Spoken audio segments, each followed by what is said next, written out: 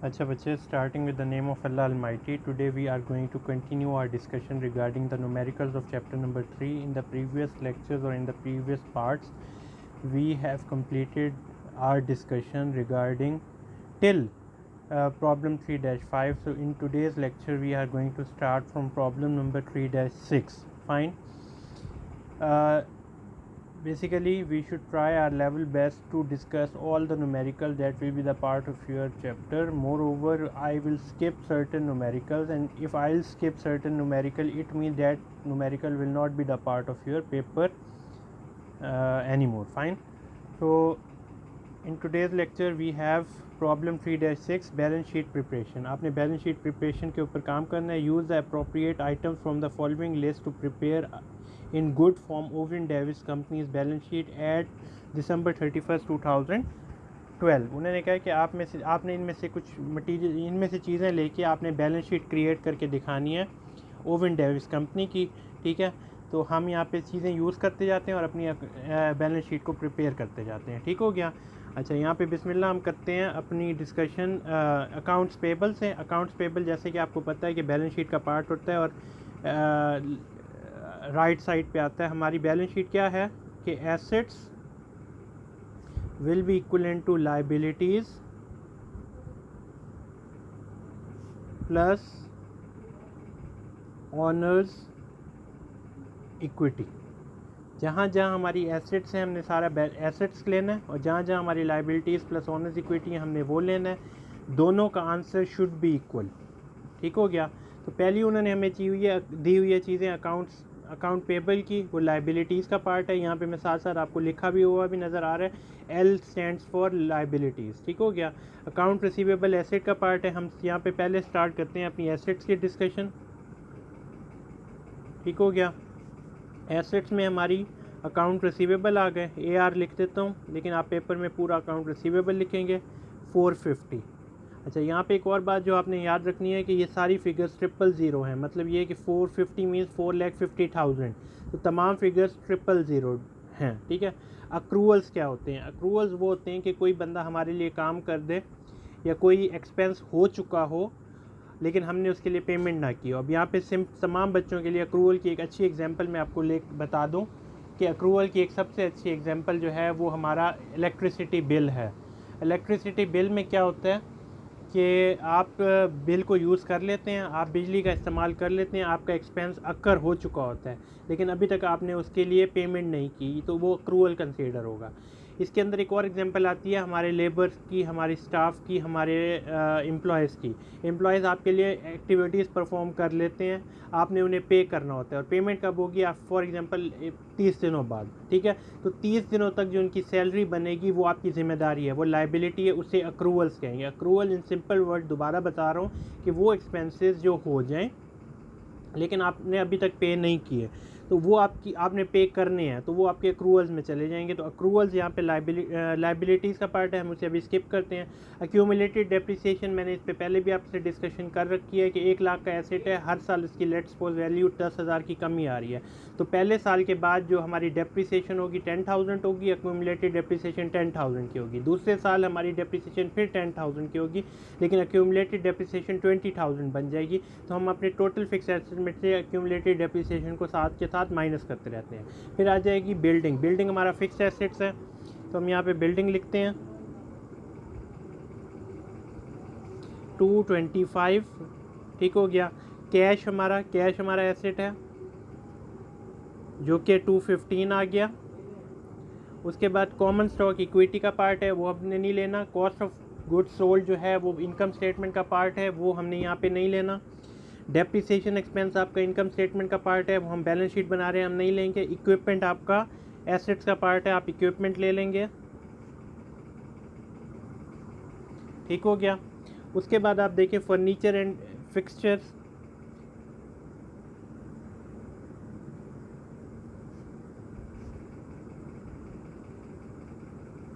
ये आपका एसेट्स का पार्ट है. इक्विपमेंट आपके 140 हो गए, फिक्सचर्स आपके 170 हो गए. जनरल एक्सपेंसेस जो हैं कंपनी के वो आपने नहीं लेना. इन्वेंट्रीज़ आपकी हैं, वो एसेट्स का पार्ट है, हम यहाँ पे इन्वेंट्रीज़ लिख लेते हैं. कितने की इन्वेंट्री है? 375 की। उसके बाद आप देखें अगली चीज़ आपको क्या दी हुई है, लैंड एसेट्स का पार्ट है। यहाँ पे मैं लैंड लिख रहा हूँ, कितने की अमाउंट है? 100 की, 100,000। Long term debt, that means कर्जा, लॉन्ग टर्म मीन्स 1 साल से ज़्यादा के अरसे के लिए कर्जा जो आपकी ज़िम्मेदारी है, 450 का है, लेकिन ये लाइबिलिटी साइड पे आएगी। मशीनरी फिर एसेट आ गया, आप मशीनरी यहाँ पे लिख लेंगे, कितने की? 420 की। उसके बाद आपकी मार्केटेबल सिक्योरिटीज़, मार्केटेबल सिक्योरिटीज़ के बारे में मैंने आपको बताया है कि जब एक कंपनी दूसरी कंपनी के शेयर्स को परचेज़ करेगी तो वो इक्विटी नहीं होगी, वो उसके लिए मार्केटेबल सिक्योरिटी होगी। हमने पहले डिस्कशन बार बार कर लिया। तो 75 ये आपका एसेट बन गया। नोट्स पेबल जिम्मेदारी है, लाइबिलिटी का पार्ट होगा, अभी यूज़ करेंगे। Paid in capital in excess of par के ऊपर डिस्कशन हमारी बार बार हो चुकी है, वो भी इक्विटी का पार्ट है, बाद में डिस्कस करेंगे। प्रेफर्ड स्टॉक इक्विटी का पार्ट है, $100, वो भी बाद में यूज़ करेंगे। रिटेन अर्निंग आपके इक्विटी का पार्ट होता है, 210, वो भी बाद में बात करेंगे। सेल्स रेवेन्यू इनकम स्टेटमेंट का पार्ट होता है, वो आपने बाद वो इससे इस्तेमाल नहीं करना बैलेंस शीट में। व्हीकल्स का नाम तक जिक्र है, व्हीकल्स आपकी 25 की हैं। व्हीकल्स मीन्स कोई गाड़ी, कोई बस जो आप बिज़नेस पर्पज़ के लिए यूज़ कर रहे हैं, तो वो आपके लिए आ गया व्हीकल्स में, ठीक है। जब आप इन तमाम के तमाम एसेट्स को जब ऐड अप करेंगे तो आपके पास जो वैल्यू आएगी टोटल एसेट्स की, इसके बाद अगले सफ़े पे भी देख लेते हैं, अगले सफ़े पे कुछ नहीं है, ठीक है। तो आपके पास जब तमाम चीज़ें आप ये ऐड अप करेंगे तो आपके पास जो टोटल एसेट्स आ जाएंगे कंपनी के, वो आ जाएंगे 1930, ठीक है। और साथ 000 आप ऐड करेंगे, वो क्योंकि सारी वैल्यूज़ 000 में है तो आपका आंसर ये वाला बन रहा है। इसके बाद हम आ जाते हैं लाइबिलिटीज़ प्लस ऑनर्स इक्विटी के ऊपर। तो यहाँ पे लाइबिलिटीज़ के ऊपर मैं आ जाता हूँ। जो जो लाइबिलिटीज़ आपने यूज़ की हैं आप उन्हें इस्तेमाल करेंगे, ठीक हो गया। अब यहाँ पे दोबारा देखते हैं कि हमें लाइबिलिटीज़ में कौन कौन सा मटेरियल, कौन कौन सी चीज़ें दी गई हैं। हम हर वो लाइबिलिटी जो यहाँ पे हमें दी गई है उसका इस्तेमाल करते जाएंगे और उसे ऐड अप करते जाएंगे। पहली लाइबिलिटी हमें जो दी हुई है वो अकाउंट्स पेबल की है, तो हम लाइबिलिटीज़ में पहली चीज़ अकाउंट्स पेबल लिखते हैं, जो कि आपकी अमाउंट आएगी 220 की, ठीक हो गया। 220 आप लोगों ने यहाँ पे लिख देनी है, अकाउंट्स पेबल का बन गया।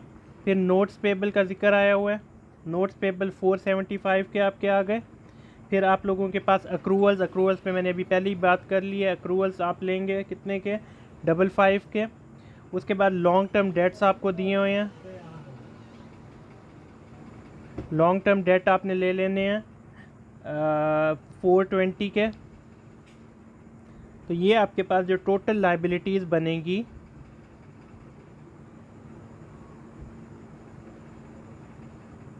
वो बनेगी 1170 की, ठीक हो गया। ये आपके पास टोटल आ गया। फिर आपने इक्विटी का पार्ट लेना है, ठीक हो गया। मैं यहीं पे ही यहाँ लाइन लगा के इसी पेज पे पूरी कोशिश करूँगा कि क्वेश्चन कंप्लीट कर दिया जाए, ठीक हो गया। पहले आप देखेंगे आपको इसी लेटर में प्रेफर्ड स्टॉक दिया हुआ है, वो 100 का ले लें। उसके बाद कॉमन स्टॉक आप लोगों को मिलेगा। कॉमन स्टॉक आप लोग देख लें कि आपको कितने का दिया हुआ है। मैं कॉमन स्टॉक के ऊपर ज़रा नज़र डाल लूँ तो कॉमन स्टॉक आपको 90 का दिया हुआ है, ठीक है। कॉमन स्टॉक आप 90 का ले लेंगे। फिर आपको और इक्विटी में हमें paid in capital in excess of par, तो PI for paid in capital in excess of par, ये मैंने सारा इसके शॉर्ट फॉर्म एब्रीवेटेड फॉर्म में लिखा हुआ है, paid in capital in excess of पार।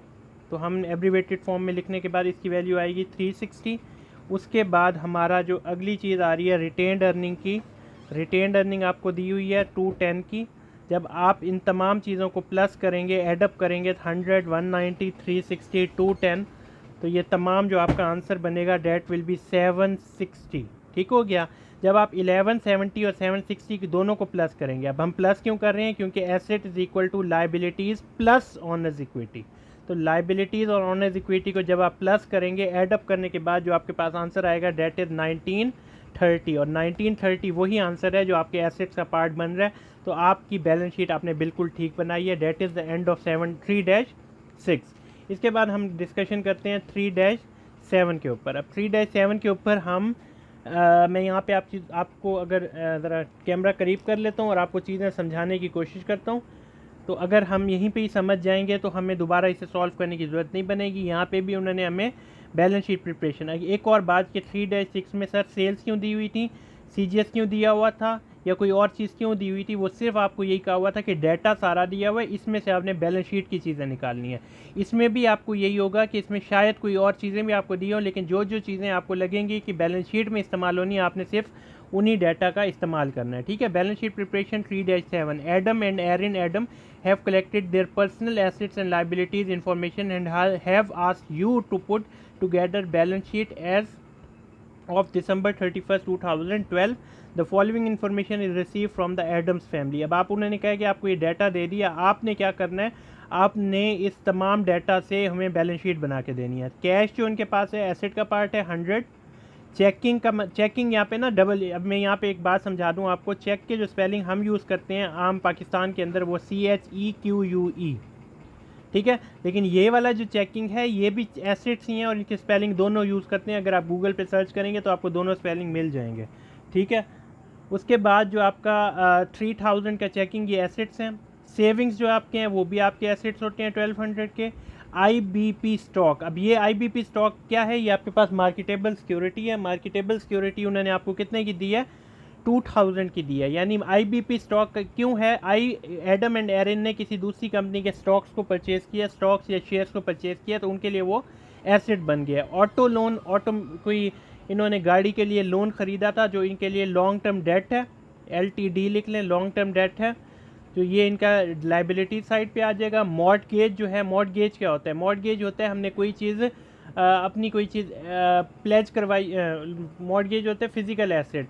अब दोबारा इसे समझें, कोई भी चीज़ जो आप, जैसे आपके पास सोना, कोई चांदी, कोई चीज़ जो आप किसी को जाके गिरवी रखवाते हैं और आपकी ज़िम्मेदारी होती है कि आपने उसे गिरवी रखवा के आपने उसके एवज़ कोई पैसे लिए होते हैं। जब आप अपना सोना या चांदी किसी के पास जाके रखवा देंगे और उसके एवज़ पैसे लेंगे, वो पैसे आपने वापस करना है, ये आपकी ज़िम्मेदारी है। उन चीज़ों को मॉर्टगेज कहते हैं। अगर आपके पास सोना है, मूवेबल एसेट होते हैं जो कि एक जगह से दूसरी जगह फिजिकल, आप गाड़ी जाके किसी को दे देते हैं और कहते हैं ये गाड़ी अपने पास रख लो, मुझे इतने पैसे दे दो, तो वो मॉर्टगेज होता है। ठीक हो या, ये भी आपकी ज़िम्मेदारी है, आपने 1 लाख रुपए वापस करने हैं। मेडिकल बिल्स पेबल, आपके कोई मेडिकल बिल्स हैं जो कि आपने पे करने हैं, 250 के वो हो गए। यूटिलिटी बिल्स पेबल 150 के हो गए। रियल एस्टेट आपके पास जो है, ये आपकी रियल एस्टेट होते हैं, बिल्डिंग, ये आपका एसेट है। ठीक हो गया।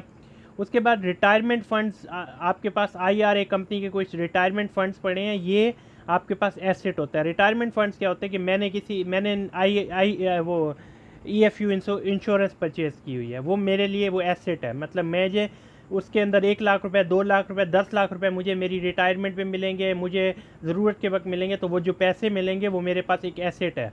ठीक है। तो वो रिटायरमेंट फंड्स जो IRA के हैं वो 2000 के हैं। 2011 की सिबरिंग होती है, गाड़ी का नाम है, आप गूगल पे सर्च करेंगे सिबरिंग गाड़ी या सिबरिंग कार लिखेंगे या 2011 सिबरिंग गाड़ी लिखेंगे तो आपको इसकी तस्वीर नज़र आ जाएगी गूगल मैप पे, इमेजेस में आप सर्च कर लें। तो सिबरिंग एक गाड़ी है इनके पास, वो एसेट है इनका 15,000 का। 2010 की कोई जीप इन्होंने ले रखी है, वो 8,000 की है। मनी मार्केट के फंड्स इनके पास हैं 1200 की, ये मार्केटेबल सिक्योरिटी की फॉर्म में है। ज्वेलरी एंड आर्ट वर्क की कुछ चीज़ें 3000 की। नेट वर्थ जो इनकी है ना, इनकी इक्विटी वो है वो 76,500 की है। हाउस होल्ड फर्निशिंग, उनका घर जो फर्नीचर है, फर्निशिंग की चीज़ें हैं, वो एसेट्स हैं 4200 की हैं। क्रेडिट एंड कार्ड बैलेंस, इनके क्रेडिट कार्ड का बैलेंस जो है, क्रेडिट कार्ड क्या है, यानी इन्होंने खर्चा किया हुआ है, कोई चीज़ खरीदी हुई है और क्रेडिट कार्ड का बिल पेमेंट करनी है, तो वो क्रेडिट कार्ड बिल आपकी लाइबिलिटी जो होती है और वो करंट लाइबिलिटी है 2000 की। पर्सनल लोन्स जो इन्होंने देने हैं वो लॉन्ग टर्म डेट्स हैं इनके 3000 के। अगर आप इन तमाम ये जो मैंने आपको नज़र आ रहे हैं, इन तमाम ए को प्लस करेंगे कि ए मीन्स आपके करंट एसेट्स, तो आपका टोटल आएगा 189900। अभी से आप कैलकुलेटर पे चेक करेंगे, जो बच्चा कहेगा कि सर मेरा आंसर गलत आ रहा है तो फिर वो मुझे बताएगा, मैं उसे जो भी गलती कर रहा होगा वो मैं उसे समझा दूंगा कि बेटा आपने ये गलती किया। ठीक हो गया। यहाँ पे जहाँ LTD long term debt, LT और CL, ये तमाम के तमाम आपके लॉन्ग टर्म लाइबिलिटीज़ हैं। LTD current liability, CL current liability, LTD long term debt, ये इन तमाम चीज़ों को आपने ऐड करना है, तो you will get a liability of 11,3400। ठीक हो गया। उसके बाद आप अगर देखें तो इक्विटी का पार्ट उन्होंने खुद ही दे दिया। नेटवर्थ आपकी इक्विटी होती है, आपकी टोटल मलकियत के बस कितने पैसे हैं, तो 76,500 वो एज इट इज़ आ जाएंगे। जब आप इन दोनों को प्लस करेंगे तो इन दोनों का आंसर आपका 18,9900 आएगा। तो आपकी जो assets is equal to liabilities plus owner's equity की रिक्वायरमेंट है वो पूरी हो जाएगी। उन्होंने अब ये ए रिक्वायरमेंट में क्या बैलेंस शीट बना के दिखाएं, तो आपने सारे एसेट्स को जिस तरह हमने 7-3-6 में क्वेश्चन सॉल्व किए एज इट इज़ आपने ये सॉल्व करना है और करें आप। अगर अभी आप रजिस्टर उठाएं और इसे बैठ के सॉल्व करें, ठीक हो गया। तो बैलेंस शीट बना लेंगे। फिर कहते हैं what must be the total assets, total assets आपके 1899 होने चाहिए। फिर कहते हैं what must be the net working capital. अच्छा, नेट वर्किंग कैपिटल का कॉन्सेप्ट क्या है वो मैं अभी आपको समझा देता हूँ। नेट वर्किंग कैपिटल का कॉन्सेप्ट सिंपल सा ये होता है,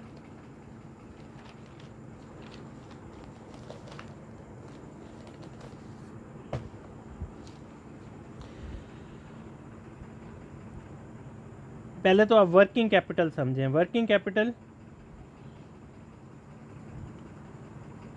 होता है कि आप तमाम अपनी एसेट्स में से लाइबिलिटीज़ को जब निकाल देंगे वो आपके पास वर्किंग कैपिटल है।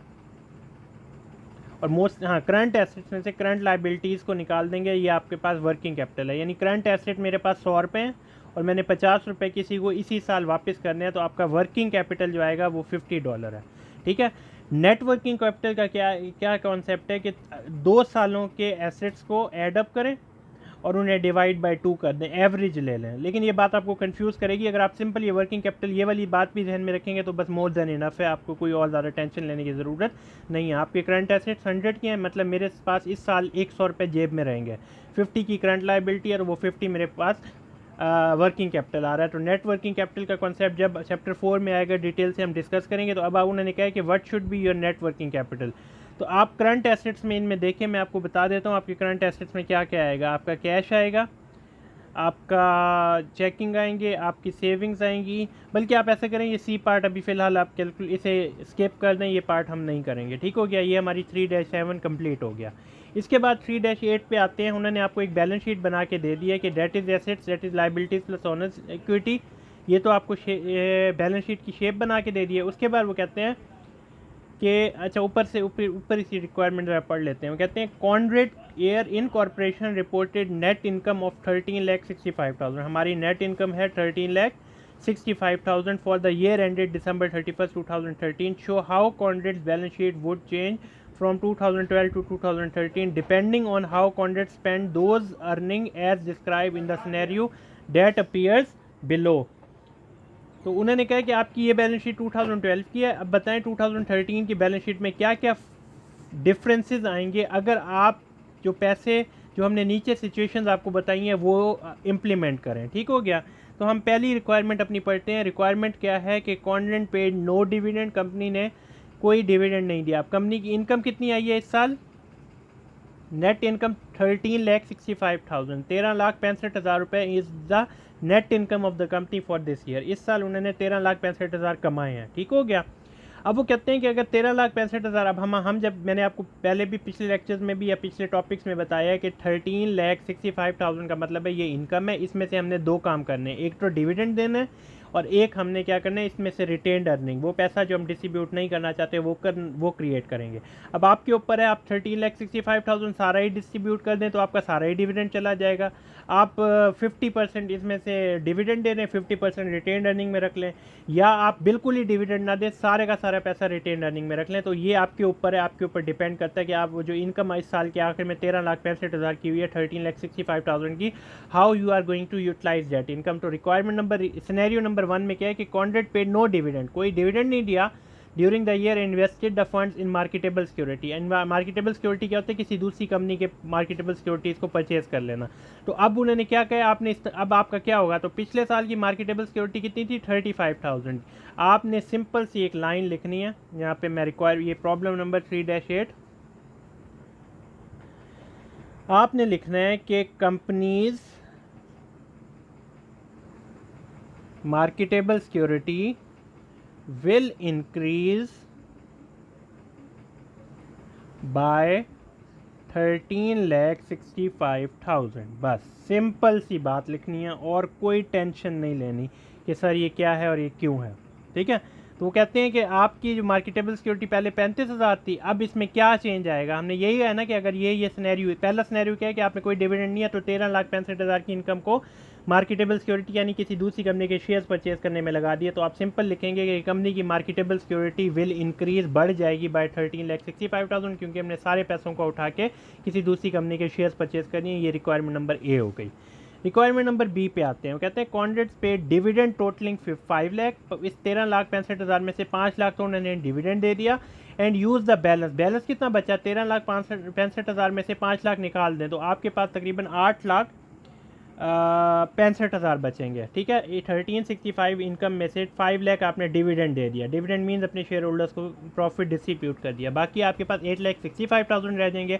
Use the balance to balance of the net income to retire pay off long term debts. उन्होंने कहा कि अपनी कंपनी के लॉन्ग टर्म डेट्स को ख़त्म, लॉन्ग टर्म डेट्स मीन्स कर्जे जो आपने अदा करने थे, तो आपने 8,65,000 के कर्जे अदा किए। तो आप यहाँ पे ज़रा देखें आपके टोटल लॉन्ग टर्म डेट्स कितने के दिए हुए हैं, 27 लाख के। तो आपने सिंपल सी ये बात लिखनी है, companies long term debt will decrease by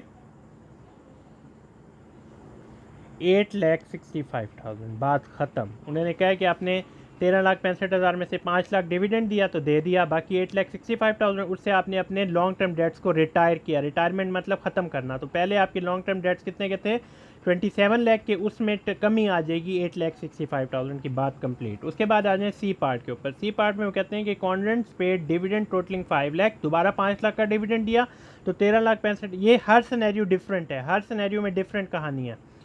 13,65,000 में से जब 5 लाख का आपने डिविडेंड दिया, इट मीन 8,65,000 आपके पास पैसे बचे। And invested the balance of the net income in building a new hanger. Hanger का बेसिकली कॉन्सेप्ट होता है एक नई ब्रांच खोलना, एक नया डिपार्टमेंट, एक नई बिल्डिंग बना देना, या एक नया एरिया खोल देना, या नया दफ्तर बना देना, या नया जो एसेट क्रिएट कर देना। ठीक है, ये सारे इसके मायने हो सकते हैं। तो उन्होंने कहा कि अगर वो सारे बकाया पैसे इस्तेमाल, तो आप यूँ सिर्फ लिखेंगे companies assets will increase by 8,65,000। अब बच्चे, जिन बच्चों को समझ नहीं आ रही, बेटा 13,65,000 हमारा प्रॉफिट हुआ था इस साल का, उसमें से 5 लाख हमने दे दिए डिविडेंड के फॉर्म में, तो बाकी हमारे पास 8,65,000 बचा। उसका उन्होंने कहा कि नई हैंगर क्रिएट कर। हैंगर एसेट्स के तौर पे होता है, फिक्स्ड एसेट्स होते हैं, जो बिल्डिंग हो सकती है, कोई नई ब्रांच हो सकती है, कोई नया फ्रेंचाइज हो सकती है, जो भी हो। तो आप कहेंगे कि कंपनी के जो एसेट्स हैं वो इंक्रीज़ हो जाएंगे बाय 8,65,000 से कंपनी के एसेट्स बढ़ जाएंगे। उसके बाद लास्ट वाला देखें part, contract paid out 13,65,000 as dividend to its stock holder. उन्होंने कहा जितनी इनकम हमने क्रिएट की 13,65,000 की, वो सारा का सारा डिविडेंड दे दिया। तो इसका सिंपल सा जवाब है कंपनीज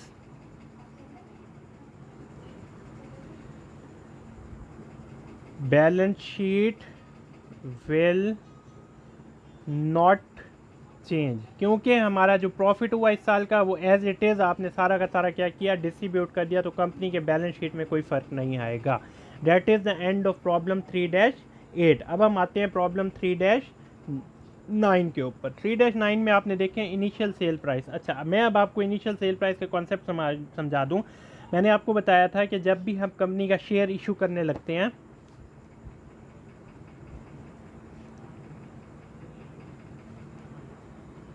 कंपनी के जब भी हम शेयर्स इशू करते हैं, हम किसके पास जाते हैं। मैं एक नई कंपनी हूँ, ABC मेरी कंपनी का नाम है, मैंने अपने कंपनी के शेयर्स, यानी मैंने एक पीस ऑफ पेपर इशू करने, उस पीस ऑफ पेपर के ऊपर जब मैं कंपनी को शेयर को इशू करने लगूंगा तो मैं किसके पास जाऊंगा, registrar. And I gave you the example of Multan chamber of commerce कि अगर आप मुल्तान चैम्बर ऑफ कॉमर्स के दफ्तर चले जाएं तो वहाँ पे आपको रजिस्ट्रार मिल जाता है। आप रजिस्ट्रार के पास गए and you told him that sir I want to start a new company, ABC मेरी कंपनी का नाम है, रजिस्टर कर दे मेरे शेयर्स को। ठीक है, तो उन्होंने आपको जो ऑथराइज्ड वैल्यू दी, उन्होंने कहा 10 रुपीज़ आपके शेयर की प्राइस है। उसके बाद जब आप मार्केट में गए, आपने कहा नहीं मैं अपने शेयर को 20 रुपये के सेल करूँगा, तो 10 रुपये आपके शेयर की रजिस्टर्ड वैल्यू आ गई और 10 रुपये आपके शेयर की paid in capital in excess of par. ये मैंने बार बार कह रही है, paid in capital in excess of par, वो बन जाएंगे। ठीक है, ये मैंने कहानी सुनाई आपको एक शेयर की। ठीक है,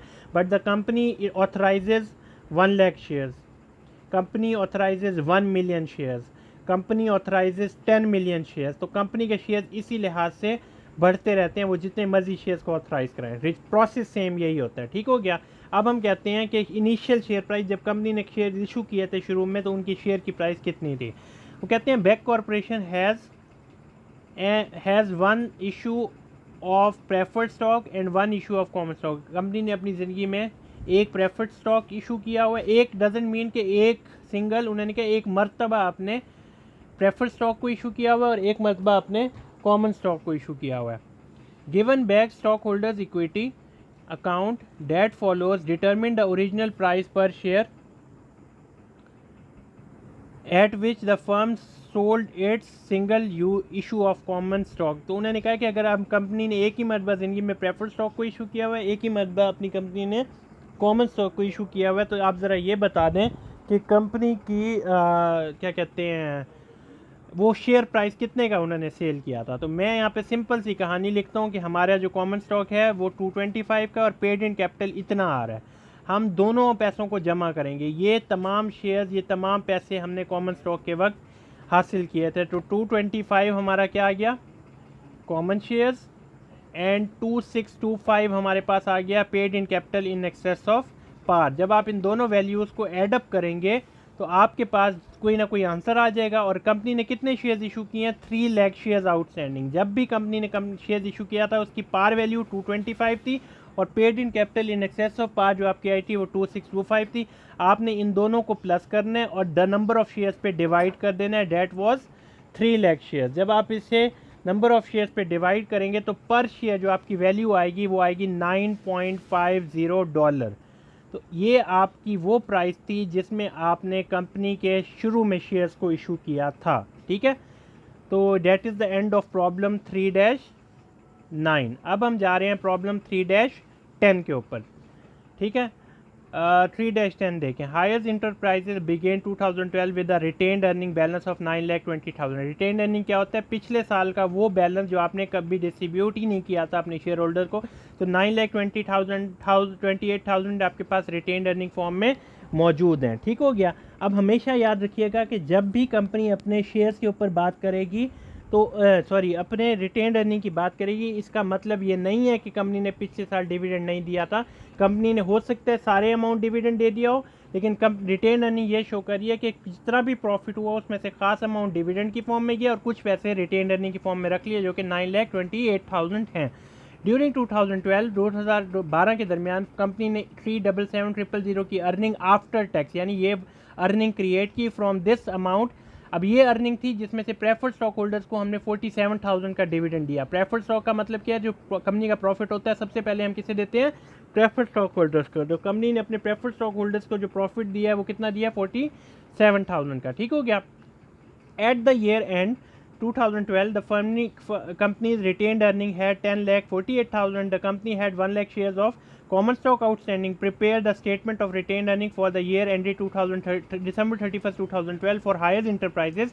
तो आपने पहले स्टेटमेंट वो आपको कह रहे हैं रिटेन अर्निंग स्टेटमेंट बनाए। रिटेन अर्निंग स्टेटमेंट बनाने का तरीका वैसे तो आपको पिछले सेमेस्टर्स में आ गया होगा कि हमने रिटेन अर्निंग स्टेटमेंट कैसे बनाने। अगर नहीं समझ आया तो मैं आपको बता देता हूँ। सबसे पहले आप लेंगे पिछले साल की बिगनिंग रिटेन अर्निंग के, पिछले साल के हमारे पास कितने पैसे पड़े हुए हैं। बिगनिंग रिटेन अर्निंग जो आपको इस क्वेश्चन में दी हुई है डेट इज़ 9,28,000 प्लस ये पिछले साल के पैसे बचे हुए हैं। इस साल का प्रॉफिट आपको कितना मिला है, इस साल का प्रॉफिट आपको मिला है कंपनी की 377,000 इस साल का प्रॉफिट हो गया। ये टोटल पैसे आपके पास आ गए, total amount available. Total amount कितने की आ गई, इन दोनों को सम अप करेंगे। ठीक है, उस जो भी वैल्यू आएगी। अब मैं यहाँ पे 1 मिनट कैलकुलेटर यूज़ करता हूँ। अच्छा, जो इसका जवाब आ रहा है वो आपका आएगा 13,05,000। ये हमारे पास टोटल पैसे आ गए। पहले तो हमने इनमें से प्रेफर्ड स्टॉक होल्डर्स को सेटिस्फाई किया कि आप इस साल का डिविडेंड हमसे ले लें, तो हम प्रेफर्ड स्टॉक डिविडेंड को दे देते हैं 47,000। तो हमने इसमें से 47,000 निकाल के दे दिए प्रेफर्ड स्टॉक होल्डर्स को। अब इसमें से हमने कॉमन स्टॉक होल्डर्स को कुछ पैसे देने हैं डिविडेंड की फॉर्म में, तो बाकी जो पैसे बच जाएंगे यानी 13,05,000 तो टोटल पैसे थे, 47,000 आपने प्रेफर्ड स्टॉक को दे दिए, कॉमन स्टॉक को भी कुछ ना कुछ डिविडेंड देंगे, बाकी पैसे आपके लिए क्या बन जाएंगे, इस साल की एंडिंग रिटेन्ड अर्निंग। ठीक है, एंडिंग रिटेन्ड अर्निंग उन्होंने हमें खुद ही बता दी है कि 10,48,000 10,48,000 की एंडिंग है। आपने क्या करना है, इसे ले लें, ये दो वैल्यू इसमें से माइनस किया दिस वन, माइनस किया x is equal to this one. मैं यहाँ पे इक्वेशन की फॉर्म में जैसे मैट्रिक में किया करते थे ना बच्चों वाले तरीके से, अब मैं उस तरह समझाता हूँ ताकि हर बच्चे के दिमाग में आ जाए। 1,30,000 आपके पास, 30,500 आपके पास टोटल वैल्यू है, 13,05,000 आपके पास टोटल वैल्यू है। इसमें से माइनस करते हैं 47,000, इसमें से माइनस करते हैं x, ये मैं x किसे नाम दे दूँ, x कॉमन स्टॉक का डिविडेंड जो कि अननोन है। तो आपके पास जो आंसर आएगा डेट इज 10,48,000। अब x यहाँ पे क्या हो रहा है माइनस, इसे उस साइड पे लेके जाएंगे तो वो प्लस बन जाएगा, ये 10,48,000 यहाँ पे प्लस में, इधर आके माइनस हो जाएगा। 13,05,000 में से 47,000 माइनस करें, और ये जो 10,48,000 यहाँ पे प्लस की फॉर्म में है, ये इधर आके माइनस की फॉर्म में आ जाएगा। 10,48,000 इज इक्वल टू ये x यहाँ पे माइनस में, इधर आके प्लस में हो जाएगा। तो x का जो आपके पास जब सारा कैलकुलेशन से आप जवाब निकालेंगे, x मतलब जो कॉमन स्टॉक को डिविडेंड दिया, तो आपका जवाब आएगा 2,10,000। तो टोटल कॉमन स्टॉक को जो हमने डिविडेंड दिया है वो 2,10,000 आया है। ये हमने रिटेन अर्निंग स्टेटमेंट बना के दे दिया। ये हमारी रिक्वायरमेंट नंबर ए है, प्रॉब्लम 3-10 है। इसका प्रॉब्लम नंबर, इसका पार्ट नंबर, इसका क्या कहते हैं, पार्ट नंबर सॉरी हाँ पार्ट बी सॉल्व करते हैं। पार्ट बी में अगर आप देखें तो कहते हैं calculate the earning per share, company की अर्निंग पर शेयर निकाल के दिखाएं। ठीक हो गया, कंपनी की टोटल अर्निंग कितनी थी, अर्निंग पर शेयर हमेशा याद रखें कॉमन स्टॉक के लिए होता है, और वो अमाउंट होती है जो हम प्रेफर्ड स्टॉक को डिविडेंड देने के बाद हासिल करते हैं। कंपनी की टोटल अर्निंग हुई थी 3,77,000। दोबारा मटीरियल डाटा को देख लें तो 377 आपको कहाँ गया, 377,000 कंपनी की आपको अर्निंग हुई थी। ठीक है, उसमें से हमने 47,000 दे दिए प्रेफर्ड स्टॉक होल्डर्स को डिविडेंड, यानी टोटल कमाई में से 47,000 डिविडेंड दे दिया प्रेफर्ड स्टॉक होल्डर को। बाकी जो पैसे बचे वो किसके बचे, कॉमन स्टॉक होल्डर्स के। और कितने ये कितने कॉमन स्टॉक आउटस्टैंडिंग है, उन्होंने कहा था 1,40,000। तो इसे number of earning per share, ये अर्निंग आएगी, इसमें से ये पैसे निकालने, अर्निंग आ गई। पर share means her share number of shares पे डिवाइड कर दें।